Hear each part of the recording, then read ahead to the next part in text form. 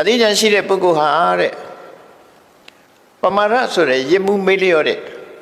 တတိကင်းလွတ်နေတဲ့အခြေအနေကိုအပမာဒဆိုတဲ့တတိနဲ့မကွေမကွာ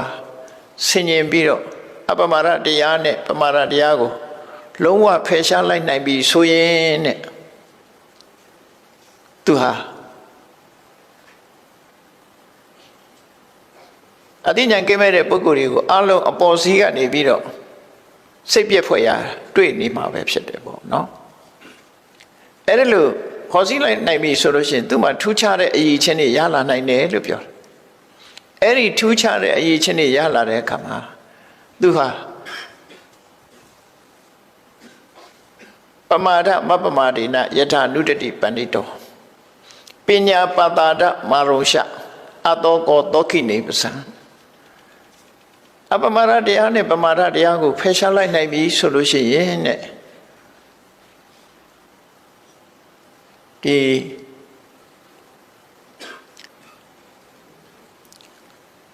အထက်မြင့်ဆောက်ထားတဲ့အဆောက်အဦကြီးမျှော်စင်ကြီးတစ်ခုပေါ်မှာတက်ပြီးတော့အသိပညာတည်းဟူသောမျှော်စင်ကြီးပေါ်မှာတက်ပြီးတော့မိမိကိုယ်တိုင်ကစိုးရိမ်တော့ကဘာတစ်ခုမှမရှိဘူးသို့တော့စိုးရိမ်တော့ကနဲ့ဗျာများနေကြတဲ့တတ္တဝါတွေကိုချိနိုင်တဲ့အစွမ်းရည်တတ္တိတွေသူမှရသွားတယ်တဲ့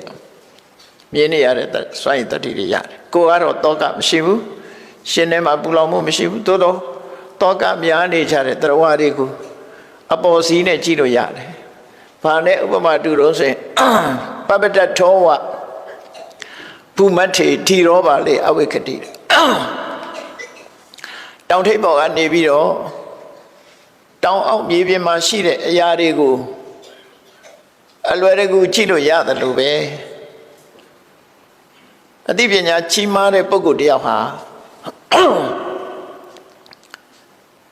အသိဉာဏ်ကင်းမဲ့တဲ့ပုဂ္ဂိုလ်ရဲ့အခြေအနေရရကိုဆင်ញင်သုံးသပ်ပြီးကြည့်ရှုနိုင်တယ်လို့စွမ်းရည်တတိကိုဖော်တဲ့အနေနဲ့မြတ်စွာဘုရားဒီဒေသနာကိုဟောတာပဲဖြစ်တယ်ပေါ့